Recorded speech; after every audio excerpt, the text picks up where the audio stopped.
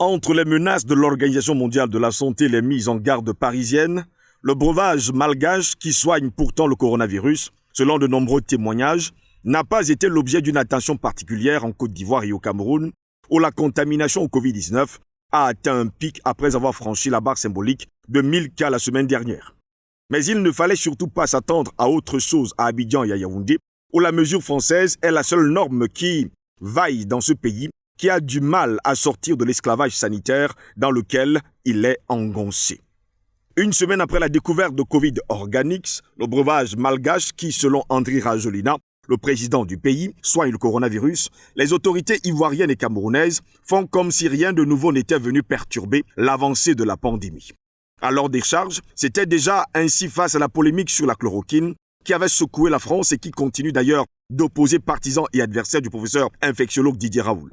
La Côte d'Ivoire et le Cameroun ont même fini par importer 3000 doses de la molécule de la France, mais sans jamais en faire des gorges chaudes. Au demeurant, les ministres de la Santé publique avaient d'ores et déjà fait leur mise au point sur le projet en indiquant que la chloroquine ne serait utilisée que dans les cas graves, ce qui est également la position française. Pourtant, le remède malgache a déjà tapé dans l'œil de bien de pays. Le Sénégal et la République démocratique du Congo, en passant par les États-Unis, à travers leurs chefs de l'État respectifs, ont déjà passé commande du dit remède. Le président malgache, Madré, a même publié sur son compte Twitter les mots de félicitations de ses homologues. Il n'y a pourtant rien de nouveau dans ces bouteilles. Sauf que l'artémisia est justement le fond du problème et la pomme de discorde entre les pays qui ont envie de se débarrasser du paludisme, qui tue chaque année 400 000 personnes en moyenne, 407 000 en 2018 plus exactement, et l'Organisation mondiale de la santé qui fait la guerre à l'utilisation de l'artémisia depuis des lustres. Nul n'en nie pourtant pas les molécules thérapeutiques. D'ailleurs, pour des raisons que seules les mines pharmaceutiques occidentales peuvent expliquer, l'OMS combat l'utilisation de cette plante venue de Chine et qui guérit le paludisme sans le moindre effet secondaire. À l'époque de la guerre des États-Unis contre le Vietnam, les Américains qui combattaient dans les rizières étaient soignés avec de la chloroquine, un médicament synthétique. De leur côté, les Vietnamiens n'avaient rien et mouraient en masse du palu. Pour la petite histoire, certains vétérans ont même déclaré que la malaria était plus redoutable que les GIs. Les Nord-Vietnamiens ont alors appelé les Chinois à la rescousse qui leur ont fourni l'artémisia à noix pour soigner les combattants vietnamiens. L'OMS évoque des effets secondaires de l'artémisia et reste sceptique sur son efficacité. Pareil pour l'Académie nationale de médecine en France qui estime que si la molécule d'artémisinine contenue dans une des variétés d'artémisia est effectivement utilisée dans la plupart des médicaments antipaludéens, c'est son association avec d'autres molécules qui est nécessaire pour soigner efficacement la maladie en retardant l'apparition de résistance, rappelle d'ailleurs la professeure Sandrine Ouzé, parasitologue à l'hôpital Bichat à Paris. Selon elle, toutes les espèces d'artémisia ne contiennent pas d'artémisinine et que, contrairement aux comprimés qui garantissent une posologie constante, la concentration en artémisinine contenue dans la plante varie en fonction de son mode de culture. De là à déclarer de manière assez sibylline que la communauté scientifique malgache est incapable de régler la question de la posologie, y compris même l'association de l'artémisia à d'autres plantes, il n'y a qu'un pas vite franchi par les médias occidentaux. Il en est d'ailleurs toujours ainsi lorsqu'il s'agit de disqualifier ce qui vient d'Afrique, ou plus précisément, tout ce qui n'est pas occidental. L'éternel complexe blanc, mais le complexe de supériorité de l'Occident se nourrit avant tout du complexe du noir. Et en la matière, les gouvernements ivoiriens et camerounais sont des modèles du genre, et sans oublier bien sûr d'autres pays africains, surtout de la zone francophone.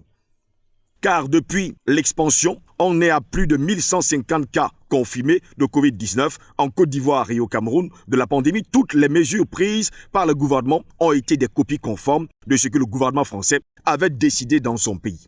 L'exemple le plus ridicule sans doute est la mise en place de centres d'écoute ouverts pour mettre les contaminés en contact avec les psychologues du côté de la Côte d'Ivoire.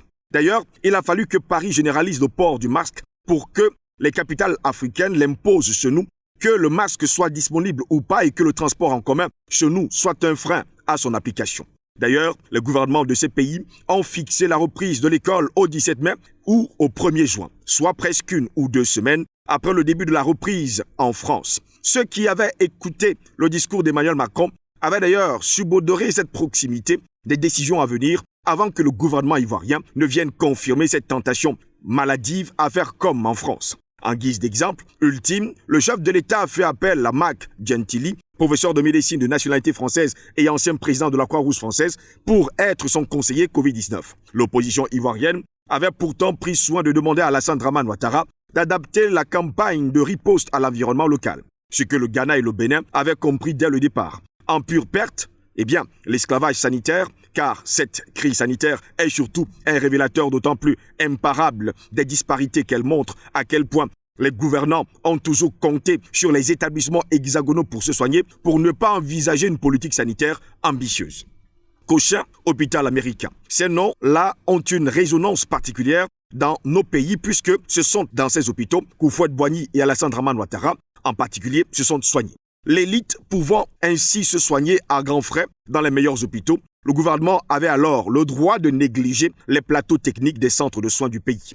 Il a en effet fallu la crise du coronavirus pour savoir que dans les pays dits francophones, il n'y avait que 30 respirateurs artificiels et que tous n'étaient pas en bon état. Le 5 mars dernier, précisons que Alassane Dramane Ouattara disait pourtant le contraire.